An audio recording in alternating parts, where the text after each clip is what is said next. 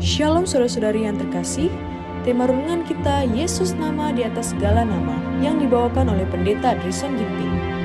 Shalom saudara yang kekasih, dalam nama Tuhan kita bersuka cita pada hari ini kita tetap bisa dapat memuji dan memuliakan Dia oleh karena karunia kehidupan yang Tuhan percayakan. Kita bersama kembali dalam renungan kita hari ini Sabtu 28 September 2024 yang berjudul Juru Selamat Orang Berdosa. Ayatnya di dalam Sakaria 3 ayat 2. Lalu berkatalah malaikat Tuhan kepada iblis itu, Tuhan kiranya menghardik engkau, hai iblis, Tuhan yang memilih Yerusalem kiranya menghardik engkau. Bukankah dia ini puntung yang telah ditarik dari api?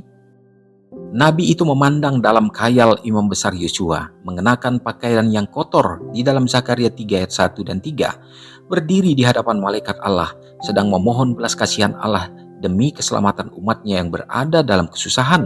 Sementara ia memohon untuk kegenapan janji-janji Allah, setan berdiri dengan berani melawan dia. Ia menunjuk kepada pendurhaka-pendurhaka Israel sebagai alasan mengapa mereka tidak boleh dipulihkan kembali kepada kasih sayang Allah. Ia menyatakan mereka sebagai mangsanya dan menuntut supaya mereka diserahkan ke dalam tangannya. Imam besar itu tidak dapat mempertahankan dirinya sendiri atau umatnya dari tuduhan-tuduhan setan. Ia tidak menyatakan bahwa Israel bebas dari kesalahan. Dengan pakaian yang kotor yang melambangkan dosa-dosa orang banyak itu yang dipakainya sebagai wakil mereka, ia berdiri di hadapan malaikat mengakui dosa mereka, namun menunjuk kepada pertobatan dan kerendahan hati mereka dan bersandar pada kemurahan seorang penebus yang mengampuni dosa. Dengan iman, ia menuntut janji-janji Allah.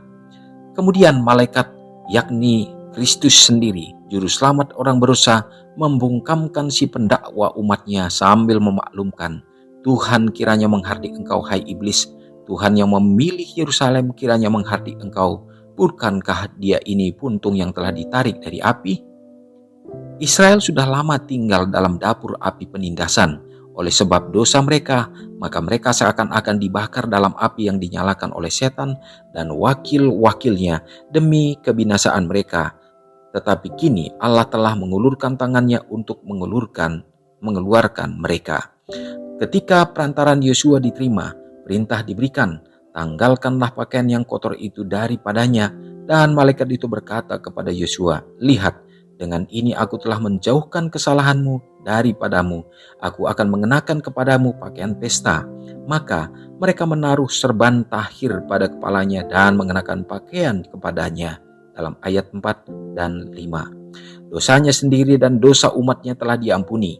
Israel telah diberi berpakaian dengan pakaian pesta, yakni kebenaran Kristus yang dikenakan kepada mereka.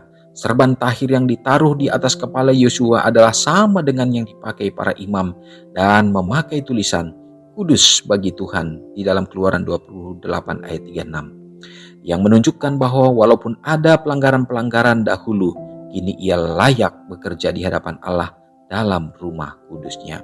Renungkan lebih dalam, apakah saya sepakat dengan Yesus yang memilih waktu dan tepat bagi penyelamatan saya?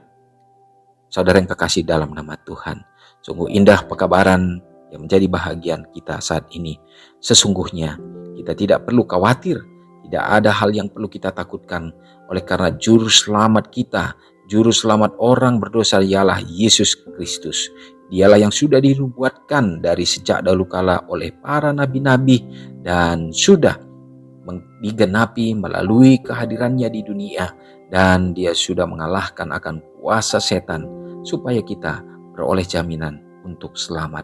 Maka yang sekarang ini yang harus kita sadari, bahwa kita semestinya menyadari bahwa pakaian pesta itu sudah diberikan bagi kita. Marilah kita kenakan, yaitu adalah kebenaran Kristus. Marilah kita mengikut Dia, melakukan segenap perintah-perintah Tuhan dengan tuntunan Tuhan, dengan janji Tuhan bahwa Dia akan memampukan kita, di mana kuasa Roh Kudus akan hadir untuk meneguhkan, menuntun kita. Maka kita akan dikuduskan dan kita akan dibawa untuk semakin disempurnakan, sehingga kita akan dapat menaklukkan segenap kuasa-kuasa iblis yang selalu mencoba untuk merongrong iman kita, membawa kita jauh daripadanya. tanggalkanlah pakaian yang kotor itu, dan mari kita kenakan akan jubah Kristus. Dan pada saat kita mengikut Dia, yakinlah kita akan diberikan kekuatan. Mari kita sama-sama berdoa. Terpujilah Engkau ya Tuhan, oleh karena hari ini kami dapat kembali mendengarkan pekabaran firman Tuhan. Hari yang baru adalah merupakan hari yang indah untuk kami dapat merasakan bagaimana hadirat Tuhan selalu ada dalam kehidupan kami. Dan bahkan kami menyadari saat ini Tuhan, kami adalah anak-anak Tuhan, manusia ciptaan-Mu, dan kami juga dapat memuji dan memuliakan Engkau sebagai Allah yang menciptakan kami. Terima kasih Tuhan, oleh karena kecintaan-Mu dalam keberdosaan kami Bapa hadir sebagai manusia untuk mengambil akan segenap dosa-dosa, beban-beban kami Bapa, dan Kau memikulnya di atas kayu salib. Itu menjadi satu jaminan supaya kami dapat dipulihkan, diselamatkan kembali. Dan bagaimana kami harus mengikut Tuhan, mengenakan akan pakaian yang Tuhan berikan, itulah jubah kebenaran Kristus. Tolong ya Bapa, supaya kami dapat mengerti, supaya kami dapat mengikutinya, dan melalui kuasa Roh Kudus memampukan kami untuk dapat melawan akan segenap tantangan dan cobaan setan. Hari ini dimanapun umat-umat Tuhan berada, Tuhan juga akan menuntun sehingga kehadiran Tuhan dalam hidup rumah tangga membawa damai, sukacita, dan juga ya Bapa, biarlah kami selalu mengundang Tuhan supaya Engkaulah yang kami sembah, dan semua anggota keluarga berbahagia, bersukacita. Anak-anak dalam pertumbuhan, dalam perkembangan, kami berdoa supaya mereka juga ya Bapa berdiri teguh dalam iman, percaya, menjadi tiang-tiang bagi gereja-Mu. Demikian juga umat-umat Tuhan yang terhimpun di dalam gereja untuk dapat bersama-sama menyebarluaskan kabar keselamatan ini. Gunakanlah gereja Tuhan ya Bapa untuk dapat memancarkan kemuliaan Kristus, dan berkatilah umat-umat Tuhan supaya kami semua dapat bekerja sama untuk menyegerakan kedatangan Tuhan dengan menyelesaikan pekabaran Injil di seluruh dunia ini.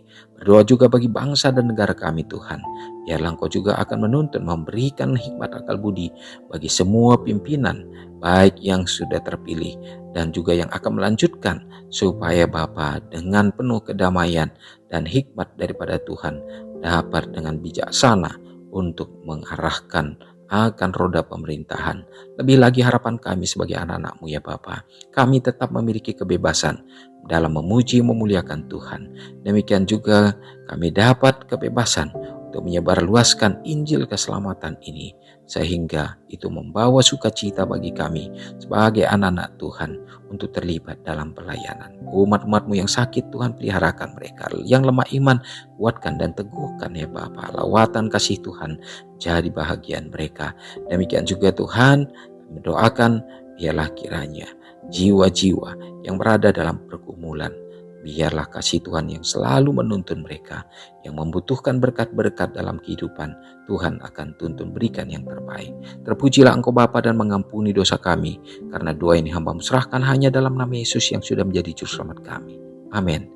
Shalom saudaraku, selamat pagi, Tuhan Yesus memberkati. Ingatlah Matius 5 ayat 13-16. Biarlah kamu menjadi garam yang mengasinkan dan terang yang menyinari kehidupan orang lain. Jangan lupa subscribe, like, dan share ke seluruh dunia.